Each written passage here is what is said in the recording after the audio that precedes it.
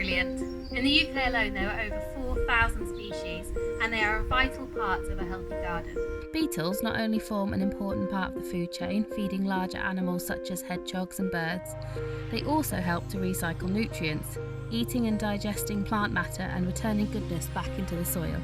Sadly, many of our beetles are under threat from habitat loss, with populations affected by the use of pesticides. You can learn more about the threats facing our brilliant beetles and find help and advice on avoiding pesticide use in the link in the description.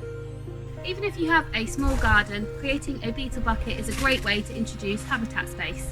Here's what you'll need: a bucket or trug or other durable recycled container, a small craft knife, some stones, bark chips or garden leaves, small logs that will sit upright in your container, and a spade.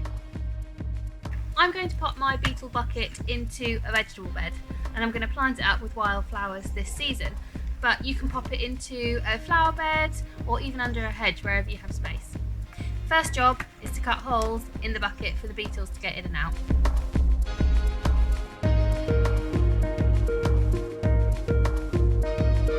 Next, dig a hole just larger than your bucket and sink it into the ground. Put some large stones at the bottom of the bucket and stand some logs upright on top. These will eventually rot down and make lovely spots for female beetles to lay their eggs. Fill the rest of the bucket with bark chippings or garden leaves, leaving about 10 centimetres at the top to fill with some soil dug from the ground. Top the soil with a couple of logs to tempt beetles in from above or below.